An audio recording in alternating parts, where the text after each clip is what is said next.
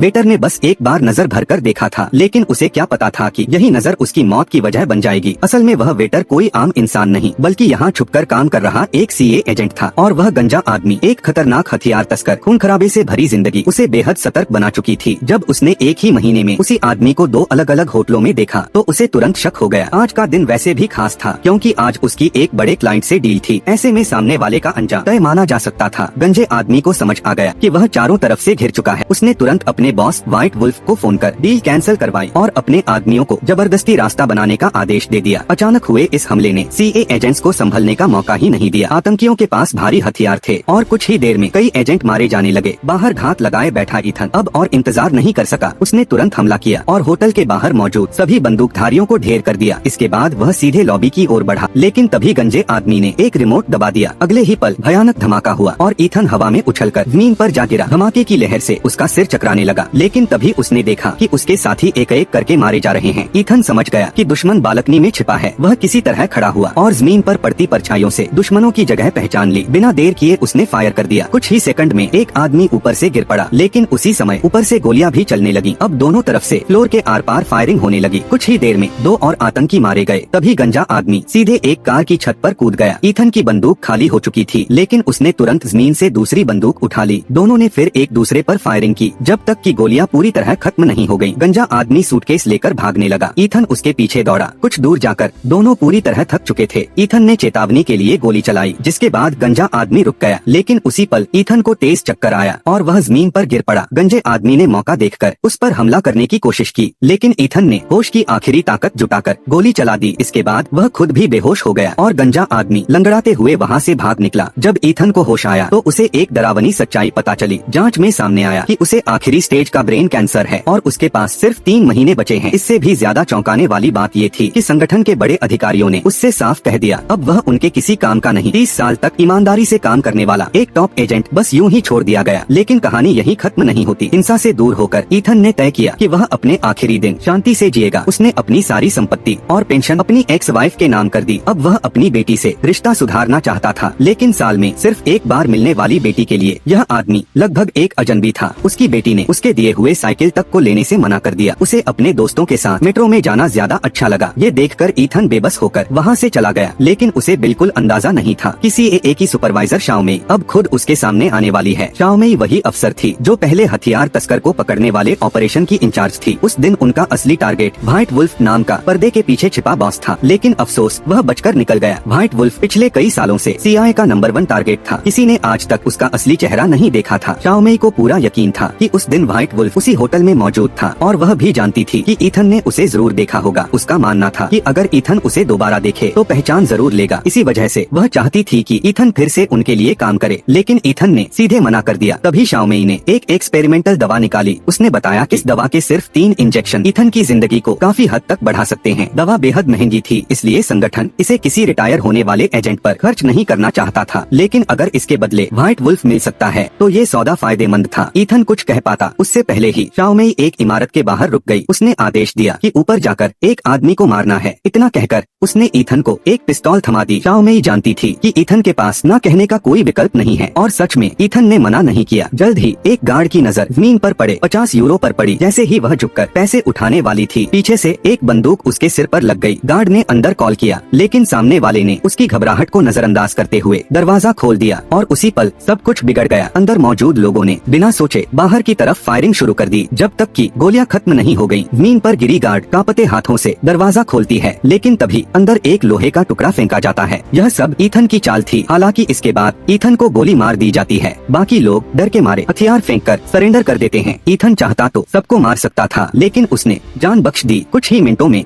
शाओमेई वहाँ पहुँच जाती है। ईथन उससे पूछता है, तुमने कहा था सिर्फ एक आदमी होगा, यहाँ तो 5 हैं। जवाब में शाओमेई सवाल करती है, एक आदमी अब भी जिंदा क्यों है? बात करते करते वह अपनी बंदूक पर साइलेंसर लगाती है और एक गोली में उस आदमी को मार देती है। इस तरह कमरे में मौजूद सभी 5 लोग मारे जाते हैं। कुछ देर बाद सबूत साफ करने वाली टीम वहाँ पहुँच जाती है। जाते वक्त ईथन शाओमेई पर बेहद बेरहम होने का आरोप लगाता है, लेकिन शाओमेई ठंडे अंदाज में कहती है, इसी सोच की वजह से तुम कभी बड़ा अफसर नहीं बन पाए। इतना कहकर वह एक इंजेक्शन निकालती है और ईथन को लगा देती है, लेकिन दवा का साइड साइड इफेक्ट जल्दी सामने आ जाता है। आधी रात को ईथन को भयानक सिर दर्द होने लगता है। उसकी चेतना भी डगमगाने लगती है। किसी तरह वह शाओमेई को कॉल करता है। वह उसे सलाह देती है कि थोड़ा वोडका पी लो, सब ठीक हो जाएगा। हैरानी की बात ये थी कि ये तरीका काम कर गया। अगले दिन उसकी एक्स वाइफ काम के सिलसिले में बाहर जा रही थी, इसलिए बेटी को ईथन के पास छोड़ जाती है। लेकिन रास्ते में ही बाप बेटी के बीच फिर से बहस हो जाती है। उसने ईथन से कहा कि उसे छोड़ने की जरूरत नहीं है और वह अकेले ही चली गई। ईथन अभी ठीक से बैठा भी नहीं था कि शाओमेई फिर से वहाँ आ पहुँची। ईथन गुस्से में उससे पूछता है कि दवा सच में काम कर रही है या नहीं। जवाब में शाओमेई उसे $15 लाख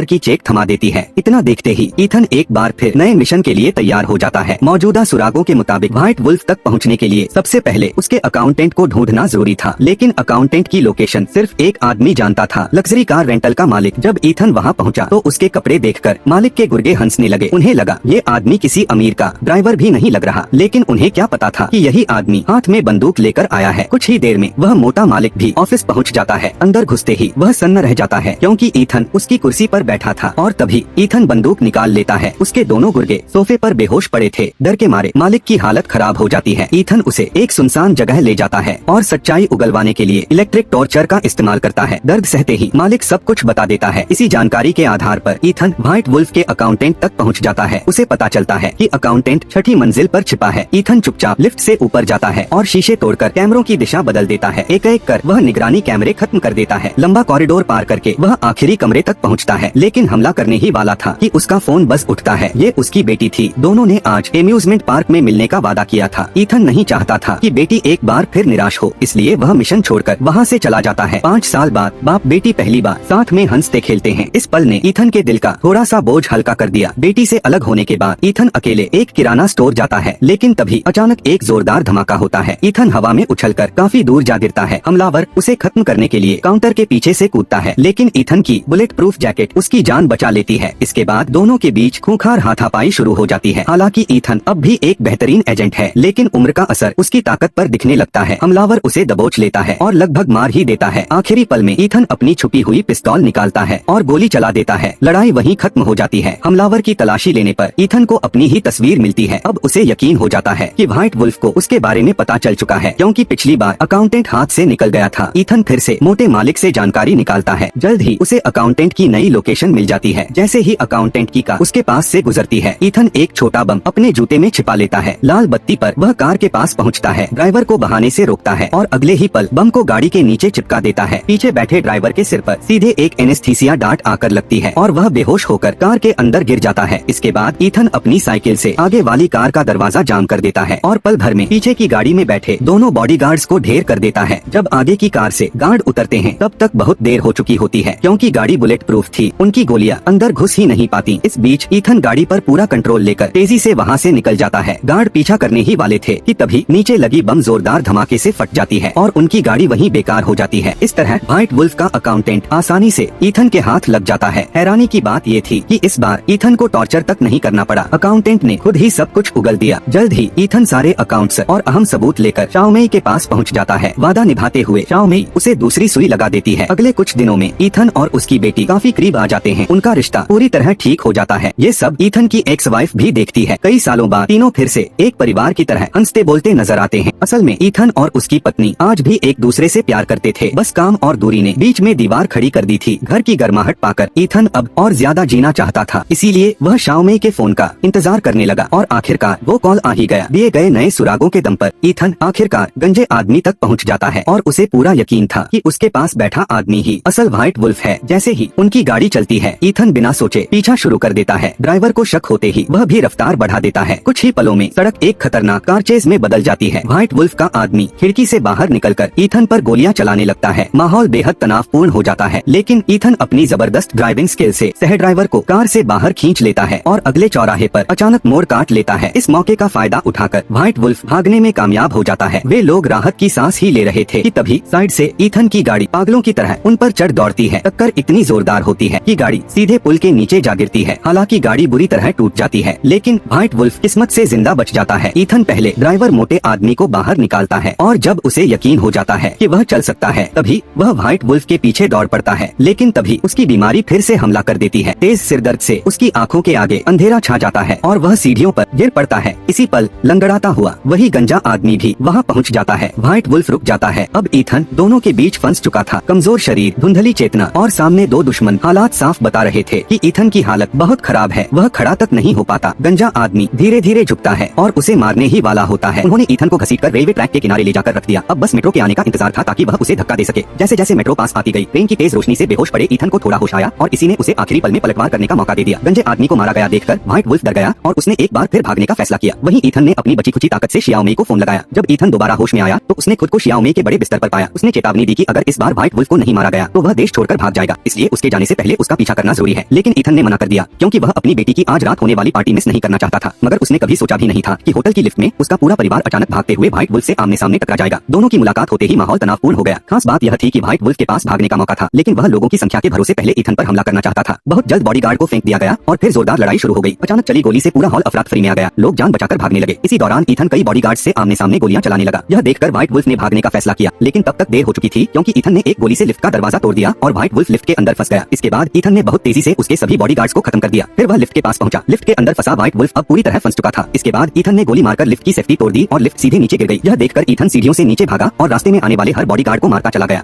जैसे ही व्हाइट वुल्फ लिफ्ट से बाहर निकल पाया, ईथन भी वहां पहुंच गया। तभी दो और बॉडीगार्ड वहां आ गए, लेकिन ईथन की खतरनाक नजर देखकर वे डरकर भाग गए। ठीक उसी वक्त जब व्हाइट वुल्फ को लगा कि अब उसकी मौत तय है, ईथन की पुरानी बीमारी फिर से उभर आई और उसका शरीर उसके काबू से बाहर हो गया। वह गिर पड़ा। हालांकि उसने संघर्ष करते हुए बंदूक उठाई, लेकिन ज्यादा थकान के कारण वह फिर से बेहोश हो गया। इस दौरान व्हाइट वुल्फ को जिंदगी की एक आखिरी उम्मीद दिखी, मगर तभी शियाओ मेई समय पर वहां पहुंच गई। उसने ईथन से कहा कि वह अपना काम पूरा करे और बंदूक भी उसकी ओर बढ़ा दी। लेकिन अब ईथन इस मारधाड़ वाली जिंदगी से पूरी तरह थक चुका था और किसी का हत्यारा नहीं बनना चाहता था। आखिरकार उसने बंदूक जमीन पर रख दी। तब शियाओ मेई भी उसका फैसला समझ गई और उसने खुद गोली चला दी। पुलिस के आने से पहले वह ईथन को सहारा देकर वहां से ले गई। फिल्म के आखिर में ईथन पूरी तरह अपने परिवार के पास लौट आता है और उसे शियाओ मेई द्वारा वादा की गई तीसरी इंजेक्शन मिल जाती है।